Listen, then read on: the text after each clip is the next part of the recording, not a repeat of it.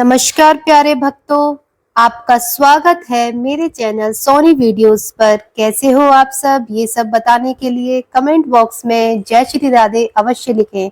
दोस्तों, आज की इस वीडियो में मैं आपको बताऊंगी अहोई आठे अष्टमी व्रत कथा के बारे में। देखिए दोस्तों, अहोई का व्रत जो हम रखते हैं उसमें हमें अहोई माता की व्रत कथा जरूर सुननी चाहिए, जरूर पढ़नी चाहिए। आप समूह के साथ पढ़ सकते हैं, आप अगर अकेले हैं आप अकेले पढ़ सकते हैं या किसी से पढ़वा सकते हैं, तो ये बहुत ही शुभ माना जाता है। आइए कथा प्रारंभ करती हूँ। कथा सुनने से पहले हाथ में थोड़े से हम गेहूं ले लेंगे या फिर अक्षत ले लेंगे या फिर हम फूल ले लेंगे। खाली हाथ हमें कथा बिल्कुल नहीं सुननी है। ये कथा शुरू करते हैं। प्राचीन काल में एक नगर में एक साहूकार रहता था। उसके 7 लड़के थे। दीपावली से पहले साहूकार की स्त्री घर की लीपापोती के लिए मिट्टी लेने के लिए खदान में गई और खदान में कुदाल से जब मिट्टी खोदने लगी तो देव योग से उस जगह पर एक सेह की मान थी।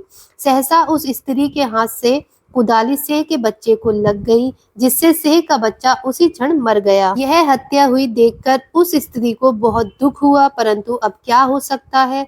वह स्त्री पश्चाताप करती हुई अपने घर आ गई। कुछ दिन के बाद उस स्त्री का लड़का मर गया, फिर दूसरा लड़का, फिर तीसरा लड़का, अर्थात 1 वर्ष में उसके 7 लड़के मर गए। इस पर वह स्त्री रात दिन अत्यंत दुखी रहने लगी। एक दिन उसने अपने पड़ोसी स्त्रियों से रो रो कर कहा कि मैंने जानबूझकर कोई पाप नहीं किया है। हाँ, एक बार मिट्टी खोदने के लिए खदान में गई थी, तब मिट्टी खोदने से सहसा मेरी कुदाली से एक सेह का बच्चा मर गया था। तभी से 1 वर्ष के भीतर भीतर 7 लड़के मेरे मर गए। यह सुनकर उन स्त्रियों ने धैर्य देते हुए कहा कि तुमने जो यह बात हम सबको सुनाकर पश्चाताप किया है, इससे तेरा आधा पाप तो नष्ट हो गया। सो अब तुम उसी अष्टमी को भगवती की शरण लेकर सेह और सेह के बच्चों का चित्र बनाकर उनकी पूजा किया करो और क्षमा याचना करो कि ईश्वर की कृपा से तुम्हारा समस्त पाप धुल जाए और तुम्हें पहले की तरह से ही पुत्रों की प्राप्ति हो जाए। उन सभी की बात मानकर उस स्त्री ने कार्तिक मास की कृष्ण पक्ष की अष्टमी को व्रत किया तथा हर साल व्रत व पूजन करती रही। फिर उसे ईश्वर की कृपा से 7 पुत्र प्राप्त हुए। तभी से इस व्रत की परंपरा चली आ रही है। दोस्तों, यह थी होई आटे अष्टमी व्रत की पहली कथा। अब मैं आपको एक और कथा सुनाती हूँ, आप लोग इस कथा को भी सुनिएगा। चलिए अपनी दूसरी कथा प्रारंभ करते हैं। प्राचीन काल में झांसी के समीप दतिया नामक नगर में चंद्रभान नामक साहूकार रहता था। उसकी चंद्रिका बहुत सुंदर, सर्वगुण संपन्न, सती, साध्वी, शीलवान, चरित्रवान तथा बुद्धिवान थी। उसके कई पुत्र और पुत्रियां थी, परंतु वे सब बाल अवस्था में ही मृत्यु को प्राप्त हो गए। इस प्रकार संतान के मर जाने से उसे बहुत दुख रहता था। वे पति पत्नी नित्य प्रति मन ही मन में सोचा करते थे कि हमारे मर जाने के बाद इस अपार धन संपत्ति का अधिकारी कौन होगा।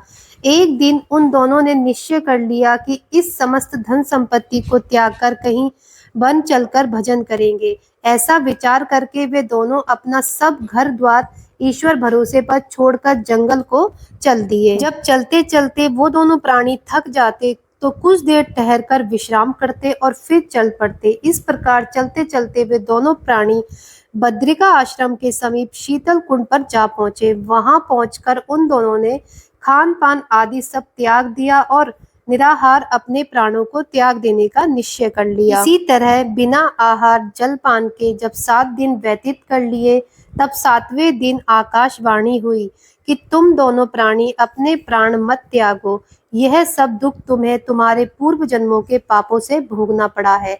सो अब तुम अपनी पत्नी से अहोई आठे जो कार्तिक मास के कृष्ण पक्ष में आई, उसी आठे को अहोई माता का व्रत और पूजन कराओ।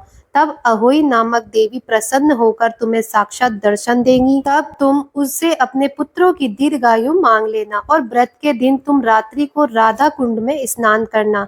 तत्पश्चात इस आकाशवाणी के अनुसार चंद्रभान की स्त्री और चंद्रिका ने बड़ी श्रद्धा से, स्वच्छ भावना से, विधि विधान से अहोई आठों का व्रत किया और स्त्री ने राधा कुंड में भी स्नान किया।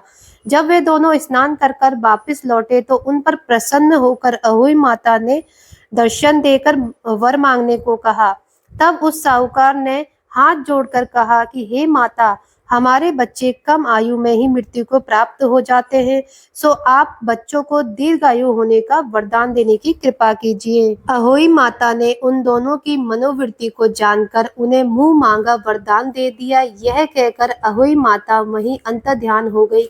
इसके बाद साहूकार और साहूकारनी लौटकर अपने घर आ गए और अहोई माता की कृपा से कुछ ही दिनों बाद पुत्रवान हो गए। गुणवान बुद्धिमान पुत्र पाकर आनंद विभोर हो गए। अहोई माता की कृपा पाकर इस लोक में सुख भोग कर वैकुंठ को चले गए। तो दोस्तों, ये है अहोई आटो की दूसरी कथा। इसके बाद कथा सुनने के बाद हमने जो हाथ में गेहूं के दाने लिए थे वो माता रानी के चरणों में समर्पित कर देंगे और जो जल का लोटा है उस लोटे को हम सूर्य देवता को अर्घ दे देंगे। तो दोस्तों, ये थी होई आटो की व्रत कथा। आपको ये कथा कैसी लगी कमेंट करके जरूर बताना। अब मिलते हैं हम अगली वीडियो के साथ, तब तक के लिए जय श्री राधे।